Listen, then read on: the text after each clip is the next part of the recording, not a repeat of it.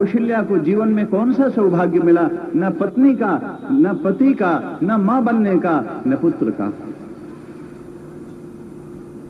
देवकी की सारी जिंदगी, वसुदेव की सारी जिंदगी कारागार में चली गई, तनाव और संघर्षों में चली गई।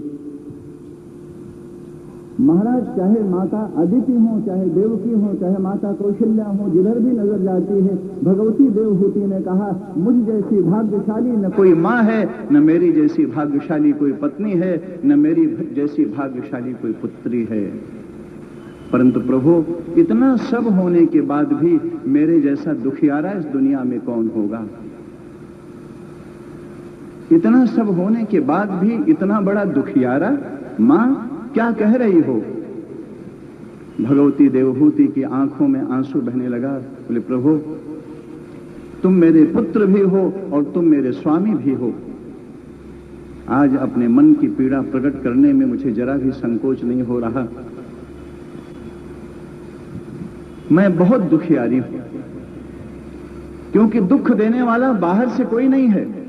संसार में किसी को भी कोई बाहर का व्यक्ति दुख नहीं दे सकता।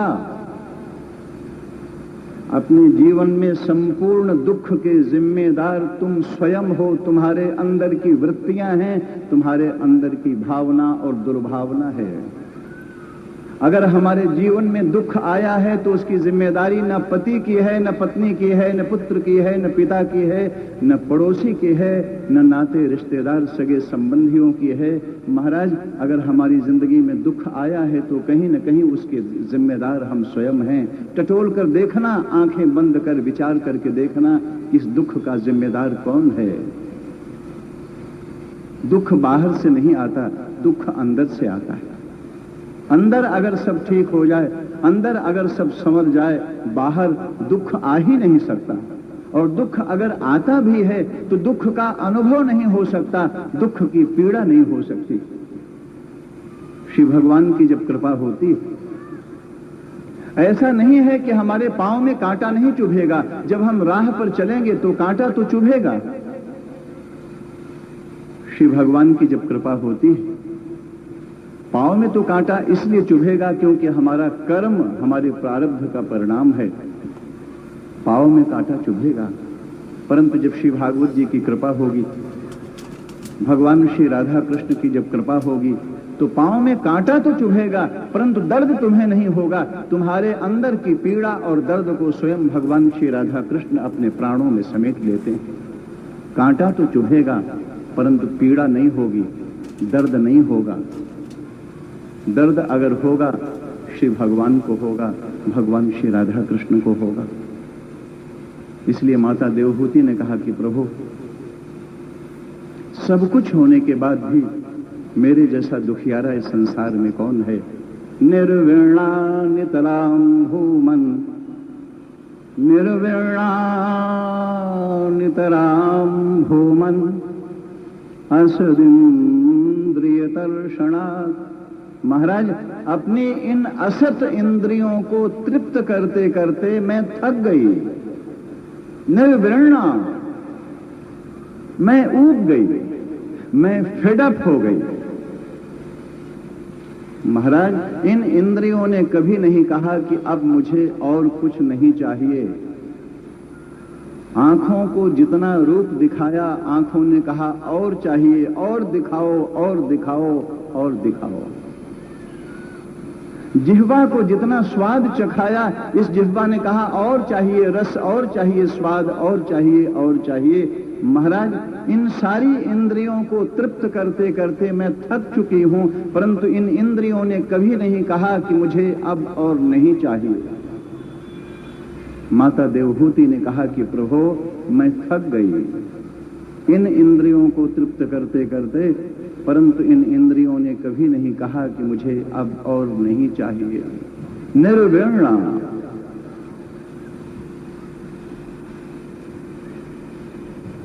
श्री भगवान माता देवहूति ने कहा कि प्रभु, मुझे शांति कैसे मिले?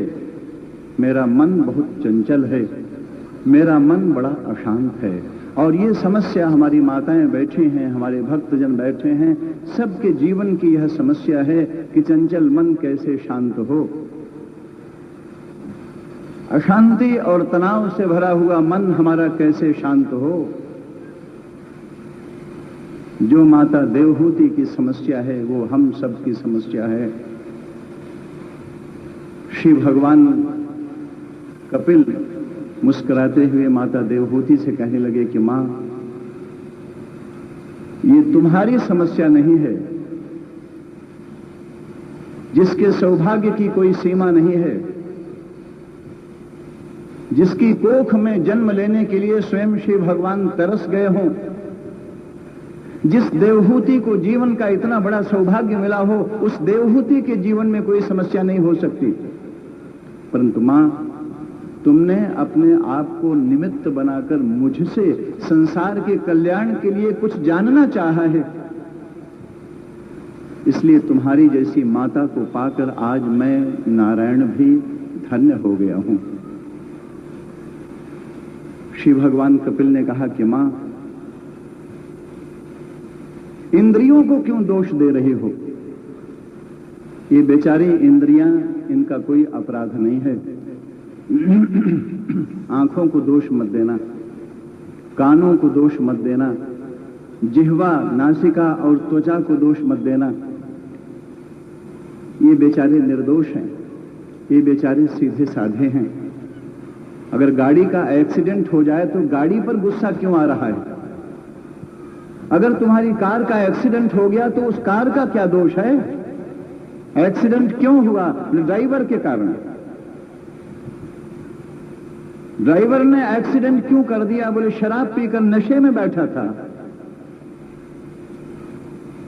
एक्सीडेंट हुआ है तो जिम्मेदारी ड्राइवर की है। ऐसे हमारी जिंदगी की गाड़ी को चलाने वाला ड्राइवर कौन है? कठोपनिषद में वर्णन करते हुए ऋषि कहते हैं कि महाराज, हमारी जो 5 इंद्रियां हैं, हमारी 5 ज्ञानेंद्रियां हैं, ये घोड़े हैं। ये हमारी जिंदगी के रथ को खींच रहे हैं। हमारी आंखें, हमारा कान, हमारी जिह्वा, हमारी नासिका, हमारी त्वचा। इंद्रियाणि हयान्याहुः।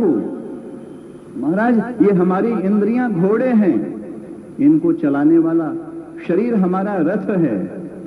बड़ी सरल बात है, माताएं समझ सकती। हमारा शरीर रथ है, हमारी इंद्रियां घोड़ा बनकर शरीर को खींच रही हैं, और इसे चलाने वाला कौन है? हमारा मन। परंतु मन नशे में है। ड्राइवर अगर नशे में होगा तो गाड़ी का एक्सीडेंट होगा कि नहीं होगा? और इसीलिए महाराज, हमारी जिंदगी की गाड़ी का एक्सीडेंट हो रहा है। इंद्रियों को दोष मत देना, दोष देना तो मन को देना। इसलिए श्री भगवान कपिल ने कहा कि मां, इन बेचारी इंद्रियों का कोई अपराध नहीं है। चेतः खलु अस्य बंधाय मुक्तये चात्मनो मतम।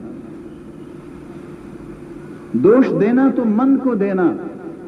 चेतः खलु अस्य बंधाय। हमारे जीवन के सारे बंधन का कारण हमारा मन है, चित्त। भगवान कपिल ने मन की जगह चित्त शब्द का प्रयोग किया है। मन एव मनुष्याणाम कारणम बंध मोक्षयोः। हमारे जीवन में बंधन और मोक्ष दोनों का ही कारण हमारा मन है। मन बड़ा विचित्र है, मन बड़ा समर्थ है। मन हमारे जीवन में बंधन भी पैदा करता है और ये मन ही हमको मुक्त कर देता है। इसलिए महाराज, मन से झगड़ा मत करना। ऋषि प्रार्थना करते हैं, तन्मे मनः शिव संकल्प मस्तु। मेरा मन शुभ संकल्पों से युक्त हो। ऋषि ऐसा नहीं करते कि मन का दमन करो, मन को मारो, मन को मारो, मन को मारो। अरे तुम क्या मन को मारोगे महाराज? मन को मारने के चक्कर में तुम ही मर जाओगे, मन तो नहीं मर सकता। श्री भगवान कपिल ने कहा कि मां, यह मन हमारा जब संसार की ओर चला जाता है, जब पत्नी, पति, पुत्र, परिवार, नाते, रिश्तेदारों में चला जाता है तो बंधन का कारण है। और हमारा ये मन जब श्री भगवान के चरणों में समर्पित हो जाता है तो हमें मुक्त कर देता है। मन वही है। गलती से हमारा मन संसार में चला गया और संसार में रहने वाले लोगों को हमारे मन की कौड़ी कदर नहीं है। संसार के लोग तुम्हारा मन नहीं चाहते महाराज, संसार के लोगों को तुम्हारा तन चाहिए। ये गिद्ध की तरह, चील और कौवा की तरह तुम्हारे तन का मांस नोच कर खा जाना चाहते हैं। इसलिए श्री भगवान कपिल ने कहा, संसार में रहने वाले लोगों को अपना तन देना, मन मत देना। चाहे पत्नी हो, चाहे पति हो, चाहे पुत्र हो, चाहे माता हो, चाहे पिता हो, बोले तन वहां रखो, मन मेरे पास लेकर आओ।